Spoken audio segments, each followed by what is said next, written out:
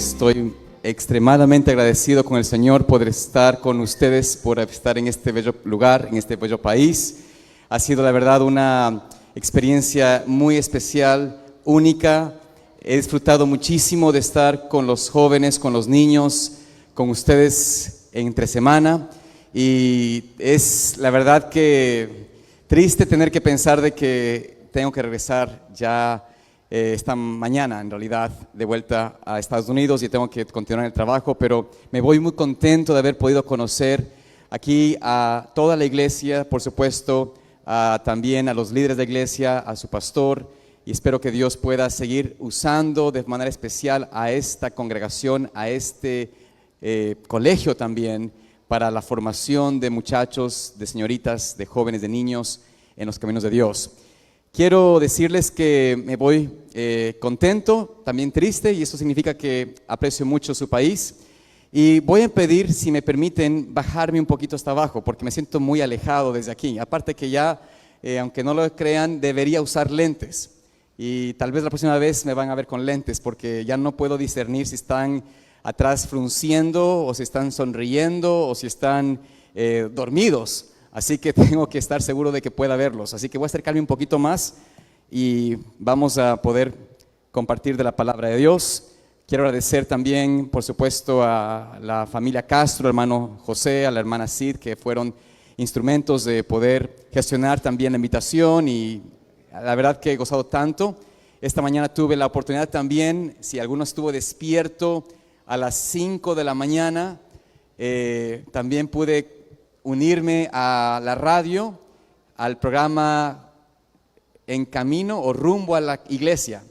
Y estuve allí con la hermana Jacqueline, con la hermana Grecia, y fue una bendición poder estar tempranito en un espacio de adoración, un espacio de compartir de la palabra de Dios. Espero que ustedes también puedan continuar, apoyar, escuchar, compartir de la iglesia, de la radio y de lo que Dios está haciendo a través de ese hermoso ministerio.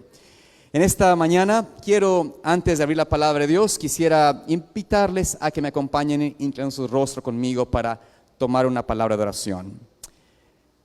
Amoroso Padre Celestial, en esta hora tan importante, tan sagrada, una hora donde queremos escuchar tu voz y tu palabra llegar a nuestro corazón, pido, Señor, que puedas tú tocar mis labios con un carbón encendido, Señor, de tu trono de gracia, y que las palabras puedan fluir de manera clara, que lleguen al corazón de las personas, y que no sea yo, Señor, sino tú quien hables a nosotros en esta hora.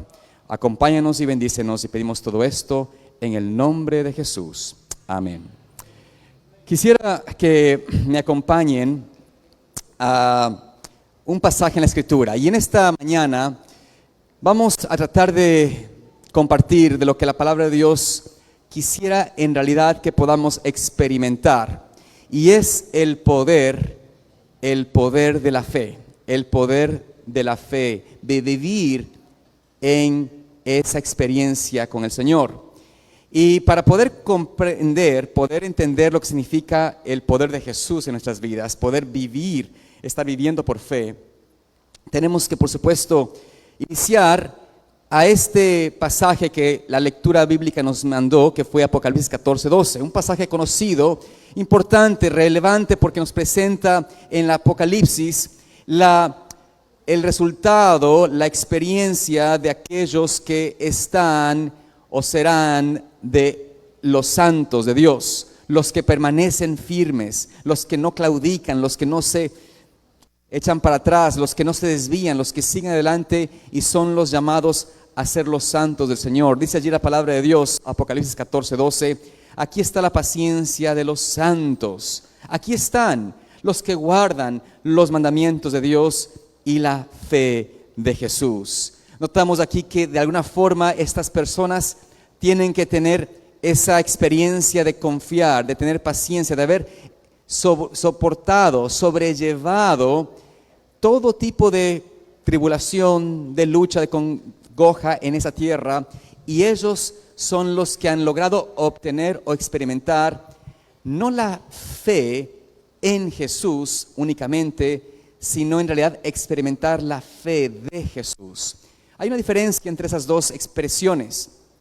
Quisiera que vayan conmigo y vean este pequeño cuadro que tengo delante de ustedes. No sé si puede presentarse allá, más adelante.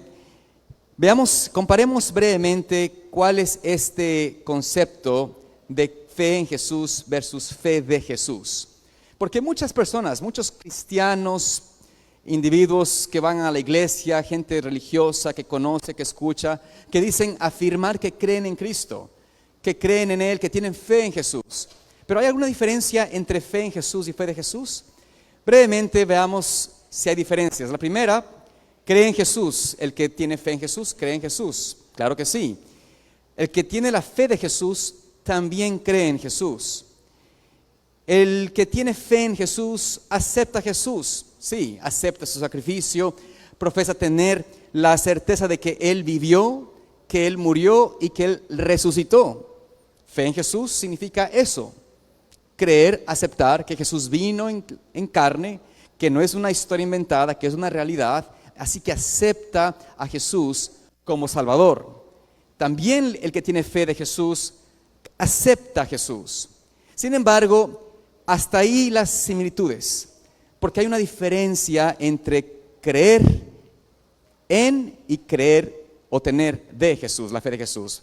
Veamos en esta siguiente parte qué significa la fe de Jesús. En realidad significa no solamente creer en Jesús, aceptar a Jesús, pero también significa confiar. Confía en Jesús. La fe de Jesús es una experiencia de confianza. Como un niño cuando confía en el cuidado de su padre, de su madre. El niño no se pone a preguntarse, ¿será que mi papá me va a dar de alimento esta mañana? ¿Será que mi mamá me va a dar de comida? ¿Me va a dar de un lecho donde dormir? ¿Me va a cuidar de la intemperie? ¿De proveer un techo para dormir, para poder descansar, poder tener mi escuela, etcétera? El niño confía plenamente, no cuestiona, no argumenta, no se inquieta, simplemente espera y confía. La fe de Jesús es eso, confianza en el Señor, pero también es otra cosa y es esta. La fe de Jesús significa reflejar a Jesús. Esto es la gran diferencia entre estas dos expresiones. Tal vez usted tiene fe en Jesús, pero ¿ha experimentado la fe de Jesús en su vida? Para comprender esto de una forma clara, vayamos a Jesús mismo. Y vamos a ver cómo Jesús explica muy sencillamente qué significa esto de tener una fe en Dios, una fe en Jesús, o tener la fe de Dios, la fe de Jesús. Notamos en el libro de Juan, el capítulo 5, Juan 5, 19. En Juan 5, 19, Jesús presenta una importante respuesta a quienes preguntaban acerca de quién era Cristo, qué hacía que Él pudiese obrar esos poderosos milagros, esas obras increíbles, cómo Jesucristo sin una educación universitaria, sin tener un salario, sin tener riqueza, sin tener qué sé yo, una familia que le ayude, que le apoye, ¿cómo Jesús podía hacer las obras que hacía? ¿Cómo Jesús podía Él poder tener esa experiencia, esa capacidad? Vayan a veamos, escuchemos qué Jesús dijo de sí mismo. ¿Cómo es que Él podía hacer lo que hacía? Dice allí, respondiendo entonces Jesús y les dijo, de cierto os digo, no puede el Hijo hacer ¿qué? Nada de sí mismo. Noten lo que dice Jesús aquí. No puede el Hijo, o sea, yo, Jesús, yo no hago nada de mí mismo, sino lo que viere hacer al Padre. Porque todo lo que Él hace, eso también hace el Hijo juntamente. Aquí Jesús dice, yo no puedo hacer nada de mí mismo. La forma como yo puedo obtener, cómo puedo yo hacer estos prodigios, estas señales, estos milagros, cómo puedo yo poder hacer todo lo que ustedes han visto, no es porque lo hago de mi propia fuerza, de mi propia experiencia, capacidad. solamente miro, pongo mis ojos fijos en mi Padre. Contemplo a mi Padre, lo que yo miro a mi Padre hacer, lo que yo miro a mi Padre decir, hacer, eso yo hago y por ende puedo hacer las obras que reflejan quién es Dios. Lo que parece imposible para el hombre, lo que para el hombre es imposible, porque Jesús miraba a su Padre, Él dice, también lo puedo hacer. Pero no solamente era mirar a su Padre. Veamos en Juan 5:30, un poquito más adelante. Dice allí, Jesucristo mismo vuelve a decir, no puedo yo de mí mismo hacer nada, sin embargo, como oigo, juzgo. Y mi juicio es justo porque no busco mi voluntad, sino la voluntad del que me envió, del Padre. Es aquí otra vez, ¿cómo es que Jesús podía discernir correctamente? ¿Cómo podía Jesús tomar decisiones prudentes y sabias en su vida día a día? ¿Cómo Jesús podía entender qué pensaban las personas? ¿Cómo ellos querían actuar en contra de Cristo? ¿Cómo podía discernir aún sus propias intenciones? Cristo dice, yo escucho la voz de mi Padre. Para entonces yo puedo emitir un juicio, emitir una decisión, una acción. ¿Cómo yo determino qué hacer en este día? Primero escucho a mi Padre. Lo que Él me dice en su palabra, eso hago y me permite a mí tener discernimiento, hacer juicio recto, poder tomar decisiones prudentes y sabias en mi vida. Así que Jesús no solamente miraba a su Padre, no solamente contemplaba a su Padre, pero también oía lo que su Padre decía. Pero también Jesús dice lo siguiente, vayamos a Juan 12, 49. Juan 12, 49, Jesús presenta la tercera razón cómo Él podía ser y hacer las cosas que hacía. En Juan 12, 49 leemos lo siguiente, porque yo no he hablado de mí mismo, mas el Padre que me envió, Él me dio mandamiento de lo que he de decir y de lo que he de hablar. Aquí notamos que Jesús dice, yo no hablo de mi propio pensamiento, de mi propia idea. Yo hablo conforme a lo que mi Padre me dice que hable. Conforme Él me dice algo, yo puedo hablar. La sumisión de Cristo, la dependencia de Cristo hacia su Padre, era lo que hizo para Él posible no solamente experimentar una vida victoriosa, sin jamás caer en el pecado, pero también poder enseñar, predicar, instruir, sanar, dar de su gracia, de su amor, de poder otorgar vida y restauración a cientos y miles de personas. Cristo podía pasar todo un día haciendo bien. Y saben, como ser humano, todos podemos cansarnos, ¿no es cierto? Todos tenemos un trabajo diario, cotidiano, y normalmente después de trabajar todo un día de una jornada larga, es natural que uno tenga sueño, cansancio y uno tenga que ir al descanso a dormir, y normalmente uno duerme por unas 8 horas o un poco más para poder recuperar la fuerza. El tener que enseñar, predicar, sanar, dar de cuidado a los pobres, a los huérfanos, todo esto que Cristo hacía diariamente, le cansaba, era normal, natural, pero Él pasaba muchas veces en la noche en oración con su Padre, y esto le daba fuerza y vigor para que el siguiente día continuase haciendo. Estoy seguro, y según la misma palabra, el apóstol Juan dice de que si hubiese Él podido escribir todo lo que Él hizo, cada acto de amor, de redención, de cuidado, cada palabra de ánimo al desvalido, cada palabra de atención a los niños, cada palabra de misericordia al anciano, dice el apóstol Juan, no creo que pudiesen caber los libros que deberían describirse de cada minuto, cada segundo de lo que Jesús hacía por los seres humanos. Esto es la vida de Jesús. Y sin embargo, Jesús cada noche retomaba sus fuerzas, recuperaba su energía, no durmiendo únicamente, porque según la palabra de Dios, Él muy temprano, era inclusive común encontrarlo a Él pasar noches enteras en oración, en comunión con su Padre. Él como ser humano, como usted, como yo, tenía que sentar o tomar tiempo para orar y pedir a Dios que le hablase por medio de su palabra.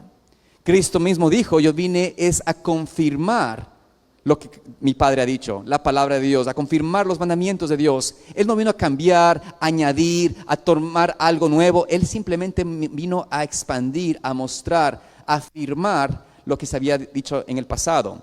Y por ende Jesús nos presenta en estas tres formas que Él ve, escucha y habla.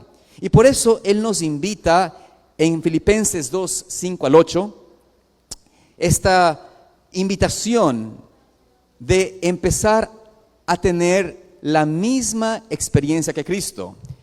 Él dice allí en su palabra, haya pues en vosotros este sentir que hubo también en Cristo Jesús, el cual siendo en forma de Dios, no estimó el ser igual a Dios como a cosa a que aferrarse, sino que se despojó a sí mismo, tomando forma de siervo, hecho semejante a los hombres, y estando en la condición de hombre, se humilló a sí mismo, haciéndose obediente hasta la muerte y muerte de cruz.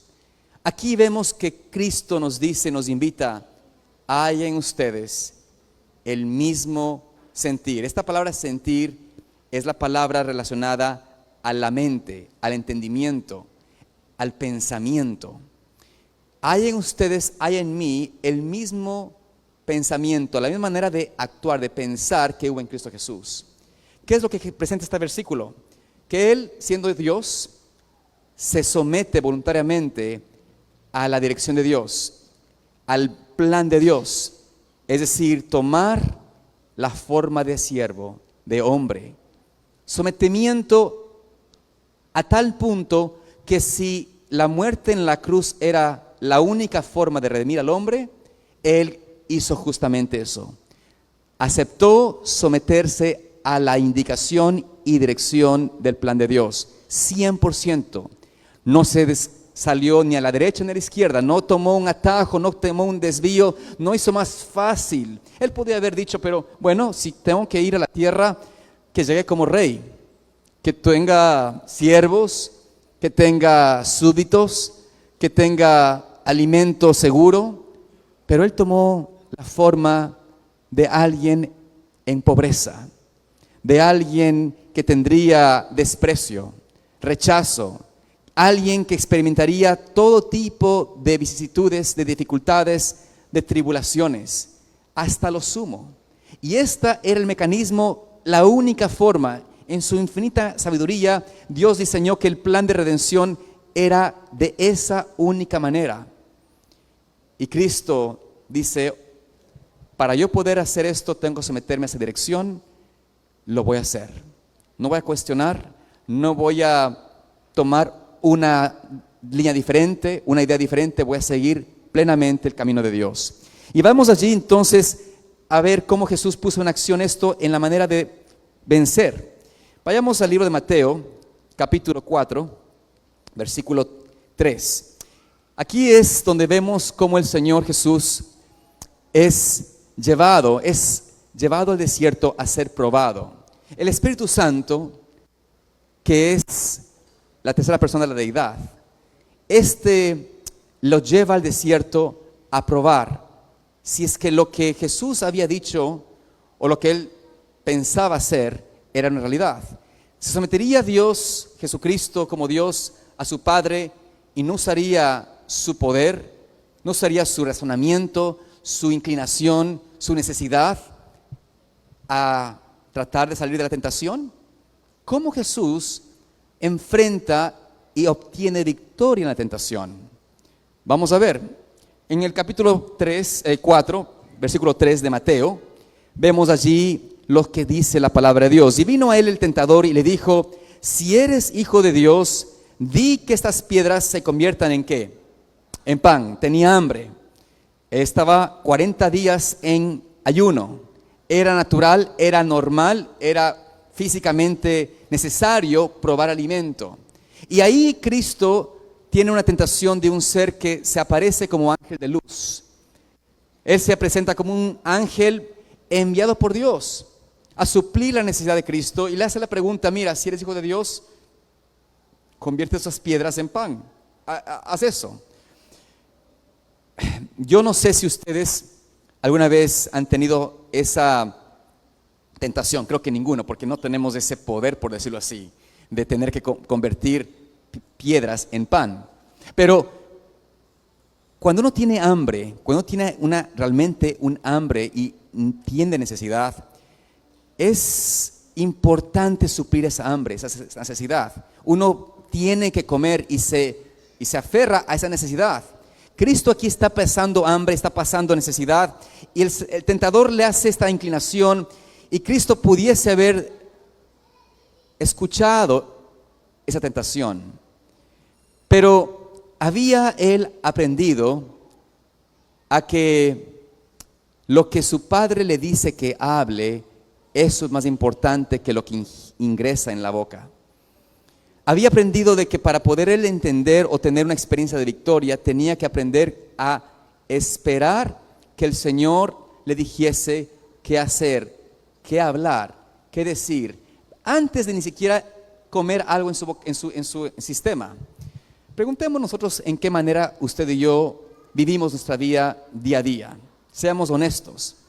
Cuando nos despertamos en la mañana, ¿qué es primero lo que hacemos? Ponemos la palabra de Dios en el corazón, en nuestra mente, nos alimentamos con esa palabra viva, o primero vamos a comer el café del día, el desayuno del día, nos llenamos primero la barriga para entonces luego pensar en algo espiritual. Ese mecanismo no funciona a largo plazo, porque estamos buscando primero satisfacer la necesidad física antes de dar inicio a nuestra mente con algo espiritual. Y el Señor aquí le dice a Jesucristo, Él tiene que responder a este tentador. Escrito está, versículo 4, Él respondió y dijo: escrito está, no solo de pan vive el hombre o vivirá el hombre, sino de ¿qué? De toda palabra que sale de la boca de Dios. Esta experiencia Cristo la vivió, y por eso puedo decir después: yo no digo de mi propia palabra, yo digo de la palabra de Dios. Esa palabra da vida, esa palabra sostiene aún la misma fibra de la naturaleza humana, de la carne humana. Ustedes nunca han leído cómo en la palabra de Dios hay un par de historias, Moisés por ejemplo la primera, y también la de Elías, donde estos hombres se mantuvieron sin comer por 40 días, sin comer y beber. Y uno dice: ¿cómo es posible eso? Fisiológicamente es imposible que un hombre viva por 40 días sin alimento, sin agua. Es imposible. Y cualquiera que cree en la ciencia humana y no cree en la palabra de Dios, no tiene fe o en la fe de Jesús, va a decir: eso es una historia nada más de la antigüedad. ¿Cómo pudo Moisés estar en el monte delante de Dios por 40 días sin comer? Recuerden que los israelitas que estaban ahí junto al monte Sinaí, estos israelitas escuchaban o no veían a Moisés por varias semanas y dijeron: se murió. Es imposible que alguien viva allá tanto tiempo. Cuando Elías fue llevado al temor, a la desesperación, a pensar que su vida estaba en riesgo, él decidió y se sintió, como digamos así, abandonado por todos, y dijo: Señor, quita mi vida. Dios le dice: no, come este alimento que tienes un largo camino que seguir. Ese alimento, amados hermanos, le ayudó para vivir por 40 días. ¿Cómo es posible esto? ¿La comida en sí tiene el poder? No. La palabra de Dios es la que otorga ese poder. Ese poder de vivir, que parece ilógico y para nosotros nos parece irreal, es en realidad una verdadera experiencia que Dios promete será una experiencia del pueblo final, de la iglesia de Dios. Experimentarán lo que significa vivir por cada palabra de la boca de Dios. Por eso Jesús responde a él, a este tentador: escrito está, no solo de pan vive el hombre. No solamente es lo que se alimenta, pero en realidad lo que sale de nosotros, la experiencia de confianza en la palabra de Dios. La siguiente tentación, Mateos 4, 5 y 6. Noten la siguiente tentación de Jesús. Entonces el diablo le llevó a la santa ciudad y le puso sobre el pináculo del templo y le dijo: si eres hijo de Dios, échate abajo, porque escrito está: a sus ángeles mandará acerca de ti, y en sus manos te sostendrán para que no tropieces con tu pie en piedra. Noten aquí cómo el tentador articula la palabra de Dios, cambia algo de lo que estaba escrito en ella. Estaba Cristo debilitado por el ayuno. Cristo estaba quizás no en su 100% mentalmente. Sin embargo, al él escuchar esta aparente descripción de la palabra de Dios, él se da cuenta que es incorrecta. Es un principio que va contrario a la fe, que es parecido en algunos casos, que es la presunción. Creer que las promesas de Dios se cumplirán sin tener el cumplimiento a las condiciones. Y por eso Cristo discierne y dice: escrito está. Yo tengo que escuchar con atención. Aquí Cristo estaba escuchando con atención las palabras del tentador. Recuerden lo que decía Jesús: yo oigo que lo que mi Padre me dice. ¿Escucha usted la palabra de Dios o escucha la palabra de un pastor? Y yo aquí presente les digo esto: ¿qué escuchamos con atención realmente? ¿A un hombre? ¿A un ser humano? ¿Cuántos somos seguidores y tenemos, qué sé yo, alguien a quien seguimos en las noticias, noticiero o en nuestras redes sociales? Nos encanta cómo habla de las noticias, de la política, de los etcétera. Muchísima gente sigue a un hombre, siguen a pastores, siguen a personas que predican. No digo con esto que no pueden escuchar, pero ¿están ustedes escuchando con atención si la palabra de tal persona, de tal predicador, es en realidad palabra de Dios? Aquí está la clave. Cristo escuchó con atención y dijo: esta palabra no me suena a palabra de Dios. Está malinterpretando la escritura, está usando lo que no es correcto, y por eso él responde, dice: escrito está, no tentarás a Dios. Tú no puedes creer en la presunción, no puedes pensar de que Dios te va a bendecir y tú no cumples las condiciones de esa bendición, de esa promesa. Hay condiciones, hay que estar dispuesto a seguir la instrucción de Dios. Pero también Cristo, ¿no es cierto?, presenta en la tercera tentación. Notemos qué pasó allí en Mateo 4, 8 al 10. Otra vez le llevó el diablo a un monte muy alto y le mostró todos los reinos del mundo y la gloria de ellos, y le dijo: todo esto te daré si postrado me adorares. ¿Qué le mostró Satanás a Jesús? ¿Qué estaba Jesús mirando? A ver, los reinos de este mundo. Jesús estaba mirando los reinos de este mundo. Satanás está diciendo: mira, todos estos reinos, toda esta gloria, pompa. Le presentó quizás toda la gloria de Roma, le presentó las mansiones, los palacios, todo lo que podía presentarle humanamente. Le dice: mira, aquí está todo, te voy a entregar, no tienes que sufrir, no tienes que pasar un sacrificio ni nada de eso, te entrego todo, todo te voy a entregar, es tuyo. Pero Jesús, ¿qué nos dijo Jesús? Él miraba lo que humanamente se mira, él miraba de acuerdo a su percepción humana. Dice: todo lo que veo a mi Padre hacer, lo que veo ¿a quién?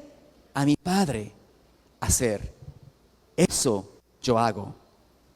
Por ende, Cristo aquí nos presenta que en esta tercera tentación, él no miraba lo que está delante de sus ojos. Él no miraba lo que estaba aparentemente presentándose delante de él como la forma fácil o rápida de redimir al hombre.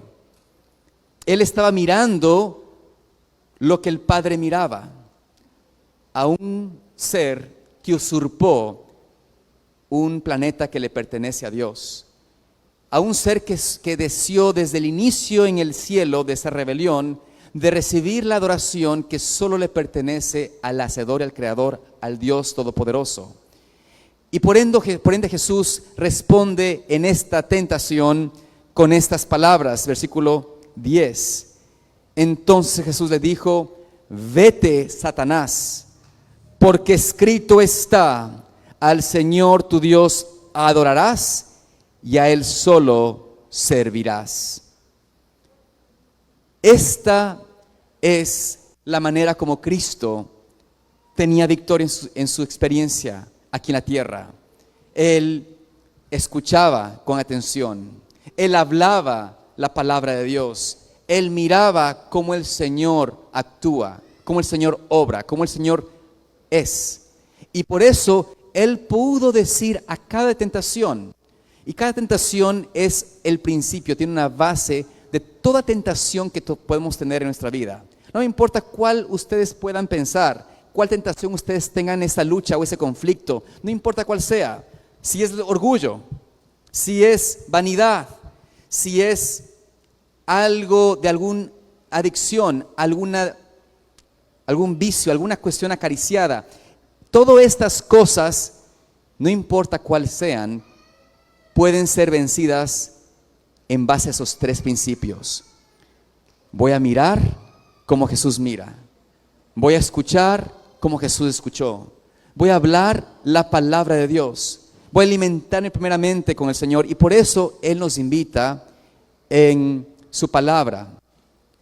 En el libro de Mateo 11:29. Dice allí: llevad mi yugo sobre vosotros y aprended de mí, que soy manso y humilde de corazón, y hallaréis descanso para vuestras almas. Este es el método, la fórmula de usted hallar descanso verdaderamente. No el descanso de la noche nada más, pero realmente sentir descanso y saber y poder experimentar esa fe de Cristo en su propia vida. ¿Cómo puedo vencer estas difíciles tentaciones que parecen que no puedo vencer? ¿Cómo puedo yo tener una vida victoriosa, una vida de fe en este tiempo donde tantas cosas me distraen, me apelan, me llaman la atención, me están presentando una vida en esa tierra que parece muy agradable, muy bonita, muy placentera, pero que en realidad roba mi alma de la redención? ¿Cómo puedo yo salir de esta experiencia que me está apelando continuamente al mal?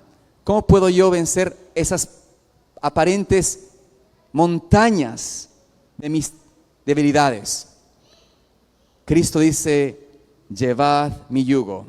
Esto quiere decir que usted y yo tenemos que aprender la experiencia de Cristo de someternos al Señor. Someternos al Señor. Y Cristo tuvo que experimentar esto aún en la misma experiencia de la cruz. Si vamos al libro de Lucas, capítulo 22, versículo 41 y 42, vemos allí en la palabra de Dios cómo Cristo estuvo allí en el Getsemaní. Noten lo que dice aquí el Señor Jesús. Dice: y Él se apartó de ellos como a un tiro de piedra, y puesto de rodillas oró diciendo: Padre, si quieres, pasa este vaso de mí, pero no se haga mi voluntad, sino la tuya. ¿Se han preguntado ustedes, si han leído este pasaje, por qué el Señor tuvo que pedir a su Padre 3 veces esto? Porque la primera era: Señor, no estoy mirando con los ojos claramente. No quiero separarme de ti. No quiero que esta copa del pecado me separe de ti. Te estoy mirando y separarte de ti me hace pensar de que no voy a poder sobrellevar esto. Ese es mi deseo carnal, humano, natural. Estoy mirando de esta manera, pero Señor, no de acuerdo a lo que yo estoy percibiendo, sino de acuerdo a tu voluntad, de acuerdo a la manera que tú miras las cosas. ¿Qué le dijo el Padre? Es la única forma.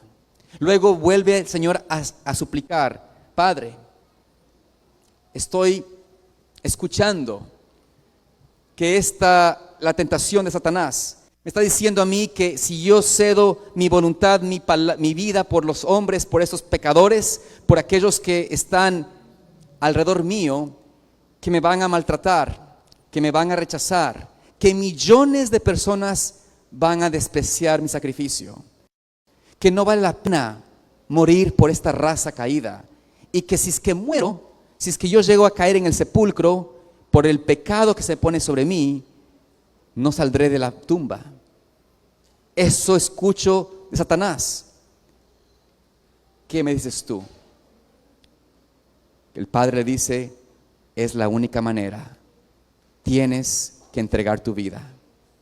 No se cambia el plan. Dios no le dice nada diferente, no le cambia de plan, no le dice, bueno, busquemos otra alternativa.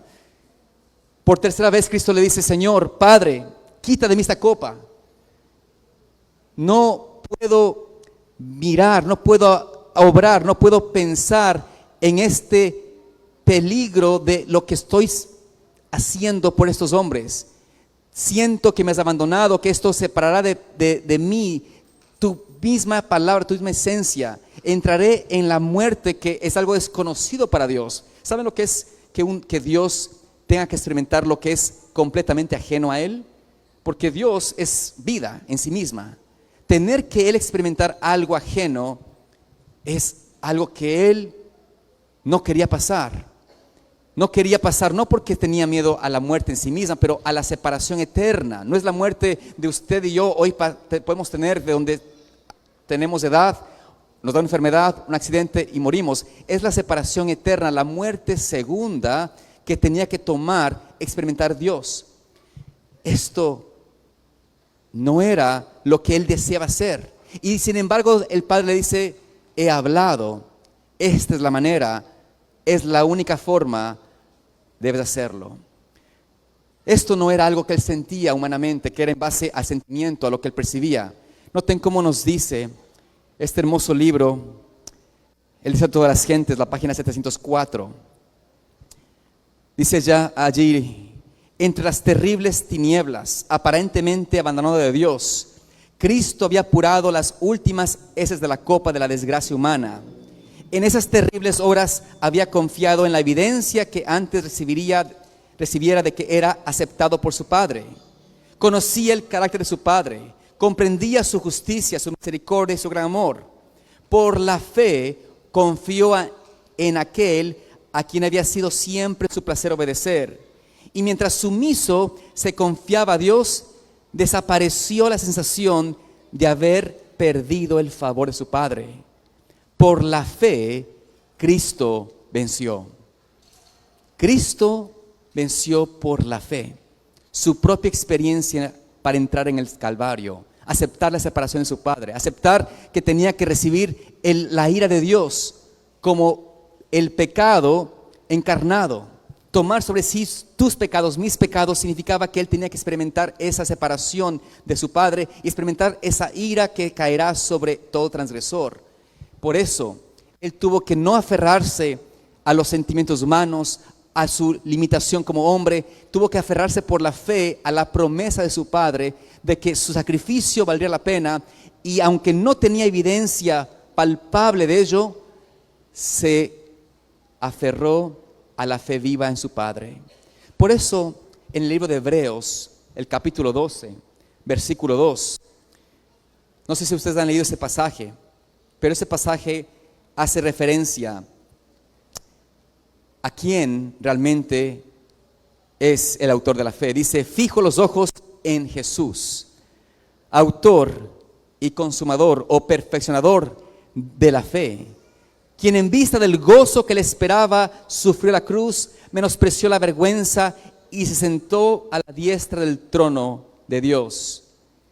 Amados amigos, hermanos, Cristo venció por fe en Dios, en su Padre.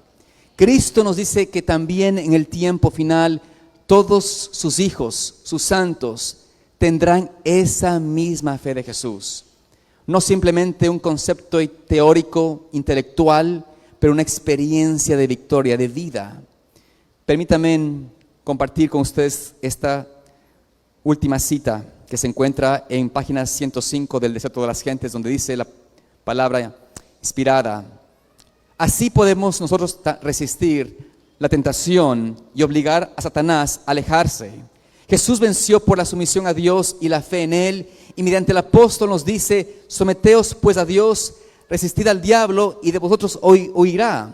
Allegaos a Dios, y Él se allegará a vosotros. No podemos salvarnos a nosotros mismos del poder del tentador. Él venció, Satanás venció a la humanidad, y cuando nosotros tratamos de resistirle con nuestras propias fuerzas, caemos víctimas de sus designios. Pero, dice la palabra inspirada, torre fuerte es el nombre de Jehová, a él correrá el justo y será levantado. Satanás tiembla y huye delante del alma más débil que busca refugio en ese nombre poderoso. Por ende, nunca podrá comprenderse el costo de nuestra redención hasta que los redimidos estén con el Redentor delante del trono de Dios. Entonces, al percibir de repente nuestros sentidos arrobados las glorias de la patria eterna, recordaremos que Jesús dejó todo por nosotros, que no solo se desterró de las cortes celestiales, sino que por nosotros corrió el riesgo de fracasar y de perderse eternamente. Entonces arrojaremos nuestras coronas a sus pies y elevaremos este canto: digno es del Cordero que ha sido inmolado, de recibir el poder, la riqueza y la sabiduría y la fortaleza y la honra y la gloria y la bendición. Esta es la exclamación de los que habrán experimentado ese poder en sus vidas, al igual que Cristo, de poder vencer sometidos a Él. Amados hermanos, jóvenes, adolescentes, señoritas, quiero decirles de que esta experiencia no es una ideología, no es una mera idea, es una experiencia viva, posible a través de aquel alma, por más débil que sea, por más pecadora que se consienta, por más incapaz que sea, de poder experimentar esa experiencia de victoria en sus vidas a través de esa entrega, de esa súplica al nombre de Cristo. Por eso, en esta mañana, ¿estás tú dispuesto a aceptar a Cristo en tu corazón? A realmente abrirle de una forma real y decir: Señor, yo quiero desde ahora adelante escuchar claramente tu voz. Quiero vislumbrar y mirar a través de tus ojos todo lo que me pasa, todo lo que veo alrededor mío. No mirarlo con mi óptica humana, sino con tus anteojos espirituales, con tu mirada, mirar lo que sucede en cada momento de mi vida. Voy a escuchar y a saber tu palabra para poder discernir, hablar de acuerdo a ella. ¿Pueden ustedes imaginarse el cambio que produciría eso en su propia vida? Que usted, unido a Cristo, pueda transformar su vida, su hogar, su familia, su ciudad, su comunidad. Esto es posible por medio de personas que deciden hacer esto en sus vidas. Por eso, amados hermanos, en esta mañana quiero invitarte a que tomes esta decisión personal, individual, que hagas esto un llamado personal del Dios a tu corazón y digas: Señor, yo quiero oír tu voz, quiero ver tu perspectiva, quiero hablar tu palabra en mi vida. Esto será la experiencia de los que tienen la fe de Jesús. Que Dios nos permita tener experiencia es mi más sincero deseo y oración, y que por su gracia podamos ser encontrados entre los santos que pongan su mirada en Cristo y lo puedan mirar cara a cara cuando Él venga. Vamos a ponernos, hermanos, de pie y pedir a Dios que nos unja con Santo Espíritu, que podamos recibir de Él esta afirmación y confirmación en nuestras vidas. Vamos a orar. Amoroso Padre Celestial, en esta mañana, oh Señor, al escuchar tu palabra en nuestros corazones, queremos agradecerte porque tú nos has permitido comprender la dimensión cabal de tu transformación en nosotros, de tu influencia, de tener a Cristo en nosotros, esa preciosa esperanza de gloria. Permite, oh Señor, que podamos recibir tu palabra y no solamente ser oidores, pero realmente hacedores de ella, que podamos discernir con tu visión, con tu mirada, con tus ojos, lo que pasa en tu alrededor, para no perder la confianza, no perder la fe, no perder la entrega a ti. Y también, Señor, poder compartir y hablar y hacer, Señor, conforme a tu palabra en nuestros hogares, en nuestras vidas, y ser así, Señor, diferentes, ser ejemplos vivos de lo que tú eres y lo que tú fuiste. Acompáñanos en esta mañana, llévanos a nuestros hogares con tu bendición y permite que la presencia de tu Santo Espíritu esté y permanezca en nosotros. Pedimos, Señor, todo esto en momentos de su sangre preciosa, Jesucristo, que murió por nosotros. Amén.